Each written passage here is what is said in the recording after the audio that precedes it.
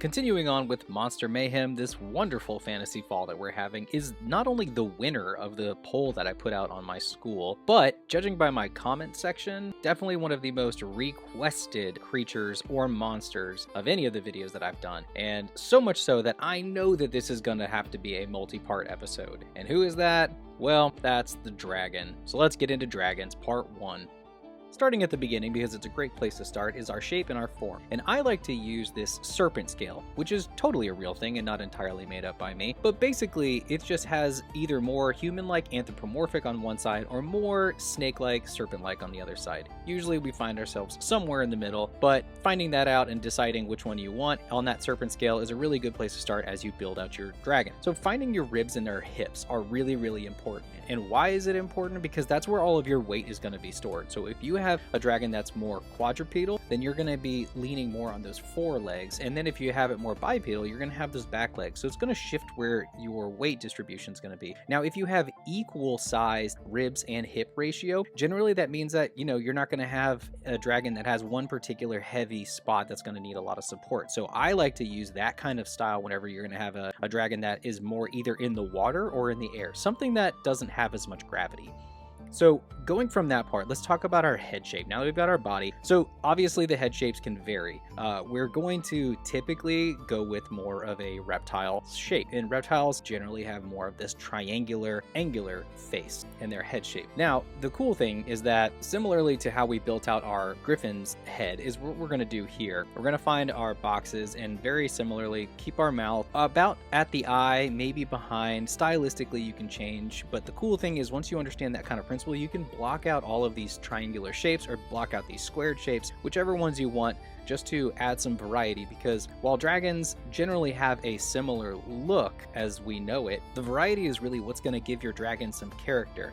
And dragons, just by their nature, are supposed to have a very large amount of character just built into them, because we have these, very strong personalities tied to these dragons themselves. So being able to mirror that in whatever shape and the difference in the uniqueness of how you create your dragon, that's all up to you. So speaking of uniqueness, let's talk about some finer details. So with the feet, the claws, and the paws, obviously this is where we're going to have a lot more variety and uniqueness as well. I also like to use a totally real and not entirely made up scale of the more human and the more animal. So finding which you like, whether you want it to be more animalistic or whether you want it to be human, is again up to you, but it allows you to have some variety here. I typically like to have somewhere in the middle, but I like to have the forearms and the four hands and claws have a little bit more articulation with the fingers, because I like to be able to use those hands and feature them a little bit more, and I think that you do a lot of expression out of that. And it's really good for me to note the difference between the front having articulation and then the back. I usually keep them a lot tighter together, similar to hands and feet on a human. Now obviously you can change them up however you want to, but I also want to note that if you want to have a dragon that has webbed hands and webbed feet, those are actually really cool things to have, especially if you've got a more aquatic dragon. But the thing to note when you have that webbing is make sure that the webbing is in the middle of those fingers, in the middle of those toe digits, because you want them to actually feel like they are apart and embedded, and you want to have some depth there. You don't want them to just look like they are slapped on, or they're just like a sheet of paper or a sheet of fabric that you merely glued to the bottom of the paw or the hand. So that's just a little piece of detail that I love. I feel like those kinds of things are the things that really elevate your art. They really elevate your character design, and it's just a nice little piece to note. Another thing with your claws is to vary those shapes as well. I know it always goes back to shapes because that's pretty much exactly how it works. We always go back to shapes because we understand shapes very quickly. So you don't have to just have your very typical